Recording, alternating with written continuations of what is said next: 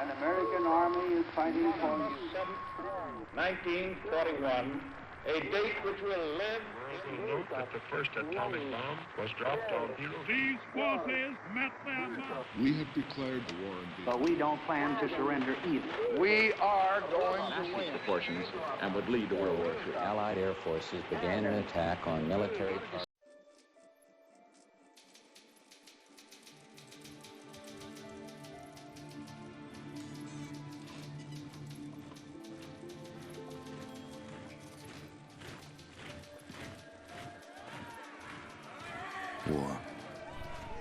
War never changes.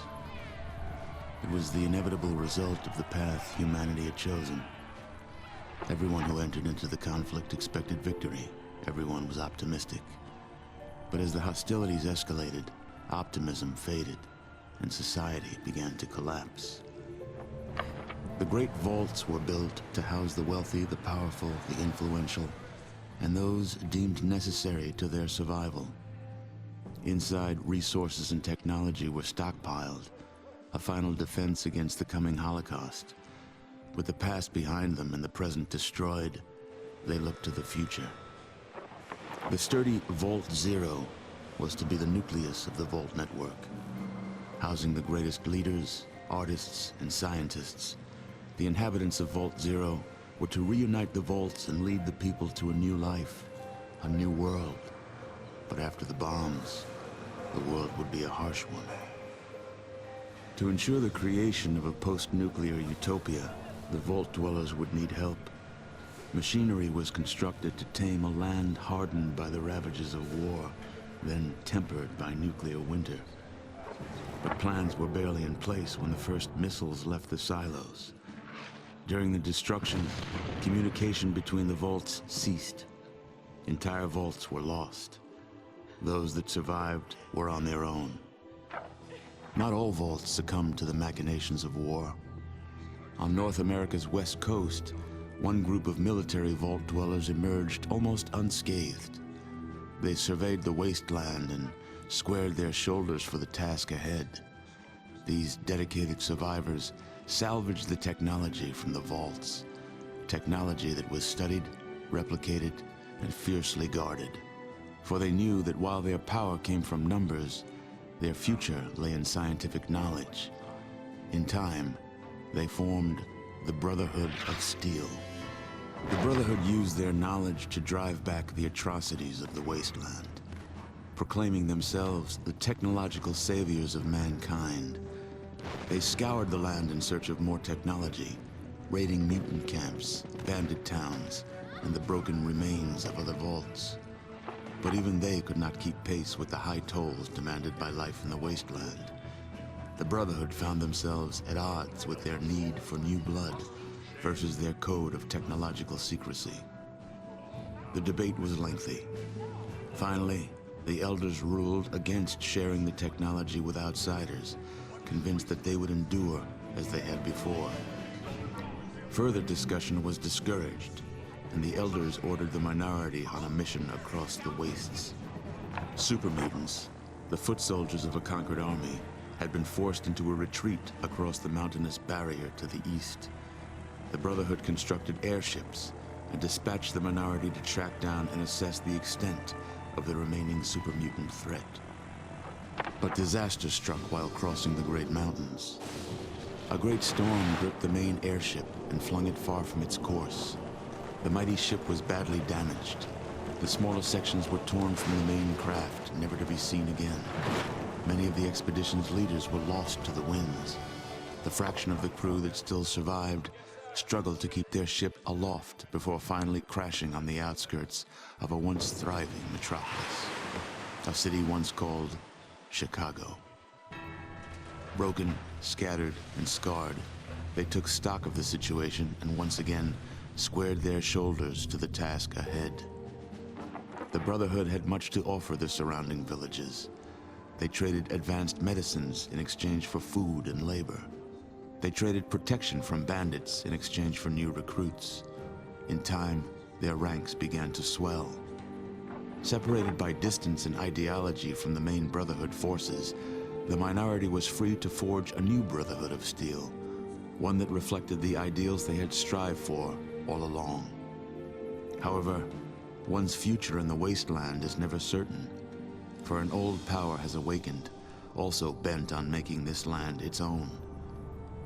Life in the Brotherhood is about to change.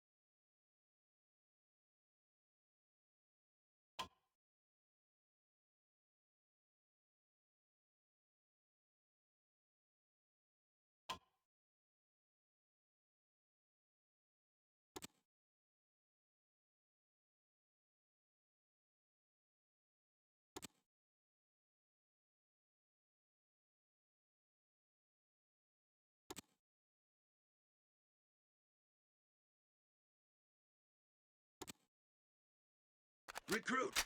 Attention! I am Paladin Ziskel.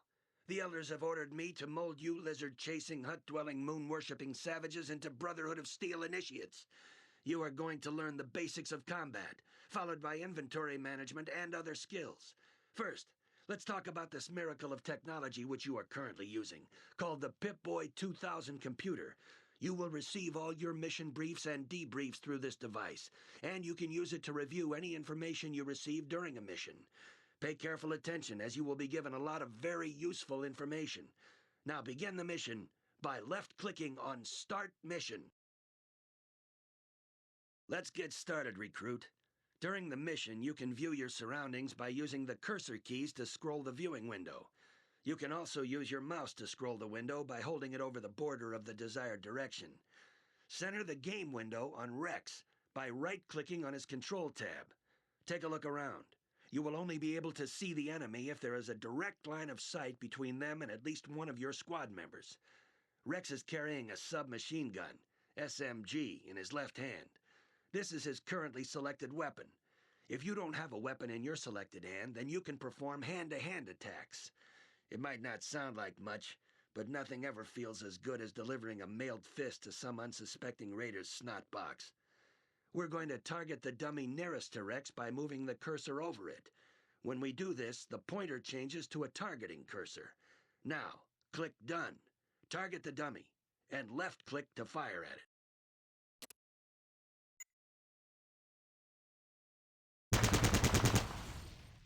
To make Rex move, you must left-click on the location you want him to move to. If you hold the Shift key down when you left-click, Rex will run to that location. Now move Rex to the Training Station 2 by left-clicking on the area of floor marked 02.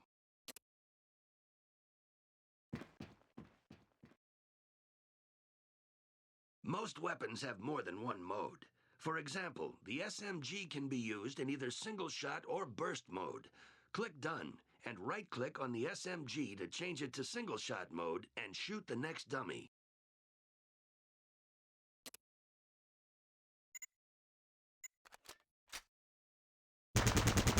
Every character in the game has an inventory associated with them. Close this window and look at Rex's inventory by left-clicking on the button marked INV in the panel in the bottom right of the screen. The inventory window will list all the items that a character is currently carrying. You can get additional information on any item in the inventory by left-clicking on it. Rex currently has ammunition for the SMG and is also carrying a knife. When you have a squad of characters, you can redistribute items amongst them by opening a character's inventory and dragging items to the other characters or their character tabs. But this only works if the characters involved are close to one another. Close this window and drag the knife down to Rex's right hand to get him ready for a melee attack. After you have equipped Rex with the knife, close the inventory.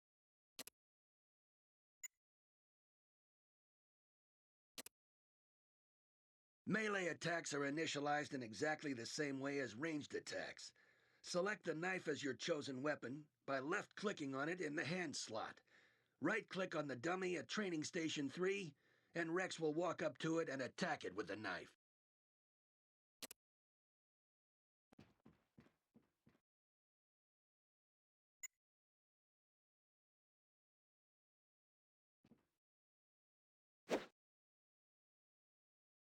You can loot corpses to see if they contain any items of interest.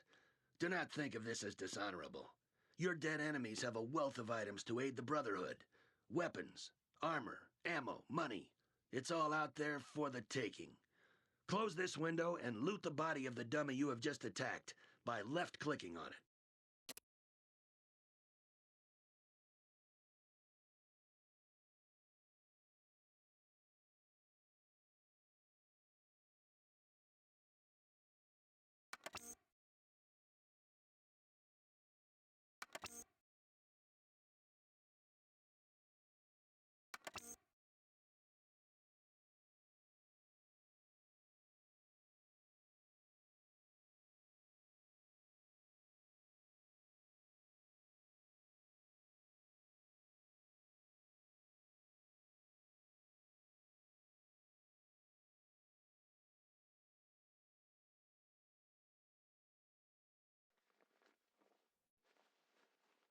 This window shows two inventories.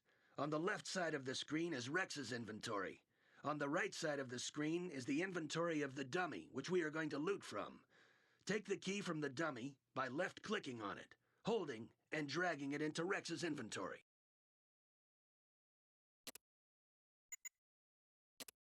The key you have found is one of many unbelievably useful objects littered around the wastelands. You must use it to unlock the door to the next room. Left-click on the door, and Rex will walk up to it and unlock it. Now, left-click on the door to open it, and walk through the open door to Training Station 4.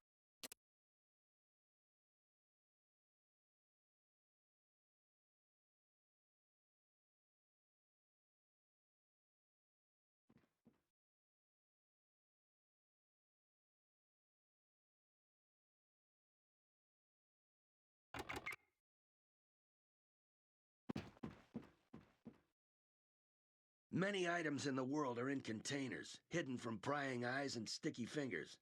These objects can be identified because when you move the cursor over them, it will change into a yellow target.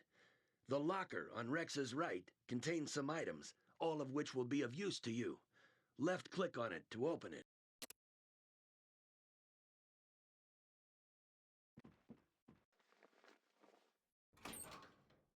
The container object menu is exactly the same as the looting menu. Take the grenades and the stim pack from the locker by left-clicking on the Take All button to save time. Remember that you can put objects into containers as well as take them out. The inventory window will remain open, so close it when you're finished.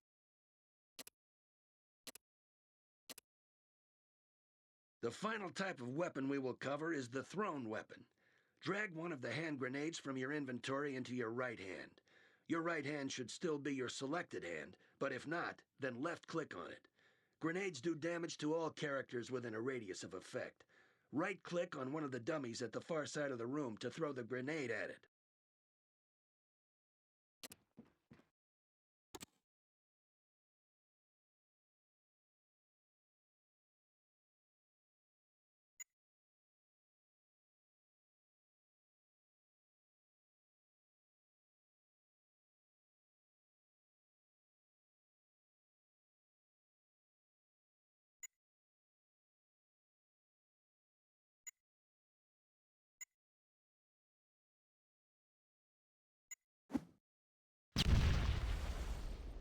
Now, open the next door and mosey in a military manner to Training Station 5 in the next room.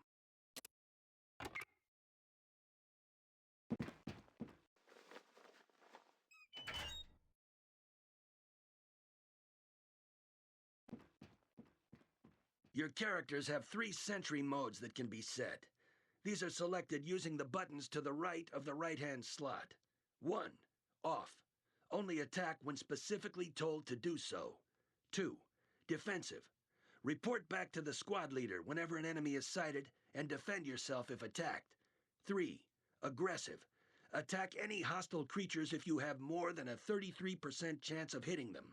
The attack threshold can be changed by right-clicking on the button. Now select the SMG and put Rex into attack mode by left-clicking on the aggressive button.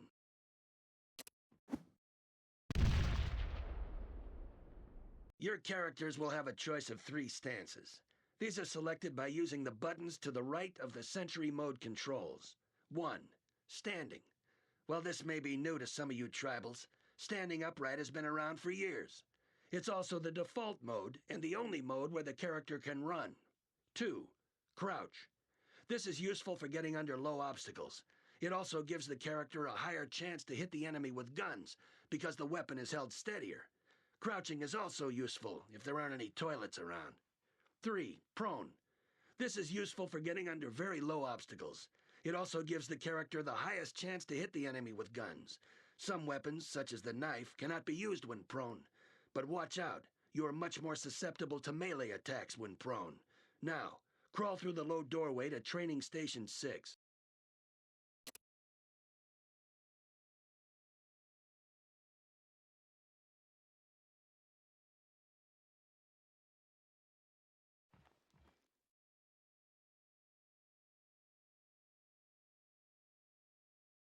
This lesson will introduce some of the skills that will be useful to you in the wastelands. The next door is locked, and you do not have the key to open it. However, you can pick the lock. Picking a lock is kind of like picking your nose. If you're successful, you're going to end up with some kind of reward. Walk up to the door and open the Skill Decks menu by right-clicking on the SKL button in the bottom right of the screen. In this menu, you will see a lockpick button. Left-click on the lockpick button to select it, and move the cursor over the door and left-click. Your character should attempt to pick the lock. Like all skills, there's always a chance that you will fail. If you do, then repeat the operation until the door is unlocked. Once the door is unlocked, open it and walk through to Training Station 7.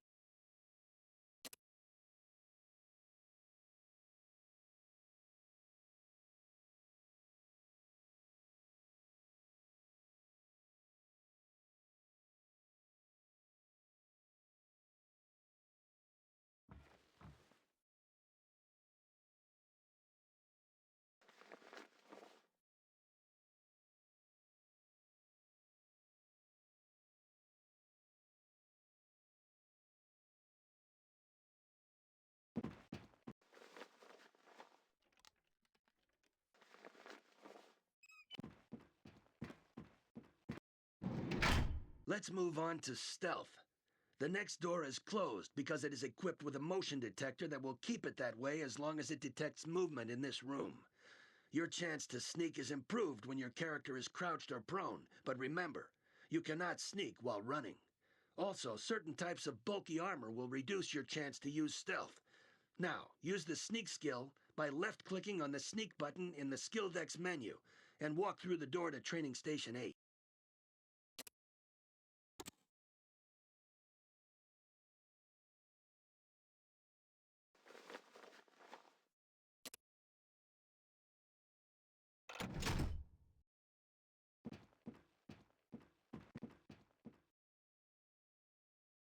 The green bar on your character's tab indicates how healthy your character currently is. Your health can be restored by using the stim pack which you found earlier. This object can be used to restore health directly by double left-clicking on it in the inventory window, or drag it into one of your hands and select it so it can be used on yourself or fellow party members. Use it on yourself now by double left-clicking on it. Congratulations on getting this far, my son. You have completed this tutorial. Now, walk through the last door into the adjoining room. There you will be given access to a bath and a new mission.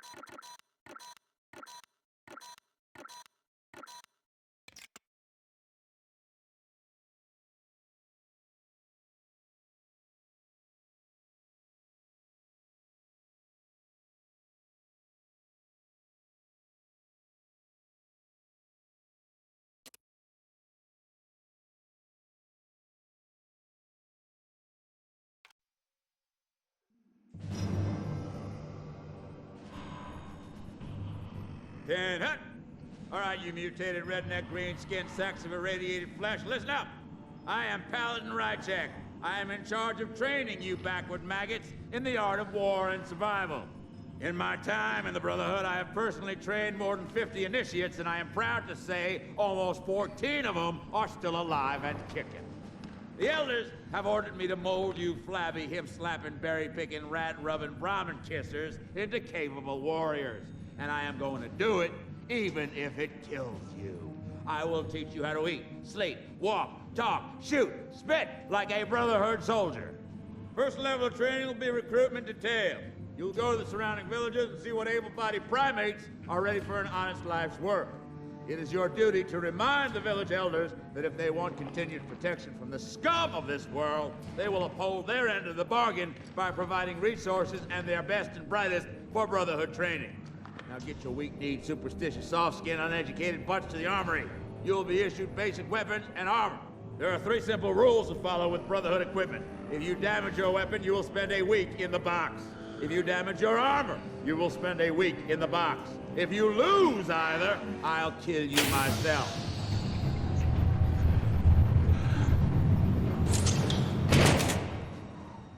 And one final thing, ladies.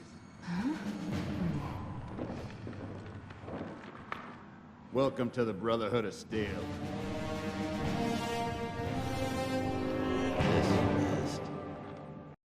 At ease, initiate. My name is General Barnaky. I will be giving you your orders before every mission. But before that, I'd like to personally welcome you aboard. Considering that the Brotherhood basic training attrition rate is 85%, you should be very proud of yourself. Now, on to business. 2 nights ago, raiders invaded the resource-rich tribal village of Brahmanwood. Their losses have been heavy, and they are now ready to accept the Brotherhood's conditions for protection. We will return their lands and rescue these primitive people in exchange for food and a portion of their older children for new recruits. We must expand our ranks to meet our objectives, which makes every village count. I don't know what is driving the raiders this close to our base of operations, but they have been punishing the surrounding area. Brahmanwood is one of many villages that is now occupied by raiders. The inhabitants that did not escape have been slain or imprisoned. Make no mistake, Initiate, they have killed a fair amount of our brothers. Do not underestimate them. You will take your squad to Brahmanwood, locate and eliminate the leader of the group of raiders. Once he is removed, his followers will surely fall into disarray. You will then use the Brotherhood's superior might and intellect to butcher the remaining criminals. This is a standard assault mission, so consult the map in your Pip-Boy for the latest intelligence on the area. One more thing, warrior. You must ensure that the village elder survives. He is the key to our plans for this town. According to the local tribal custom, he alone deals with outsiders. Without him, we can have no agreement with the rest of the tribe. Dismiss!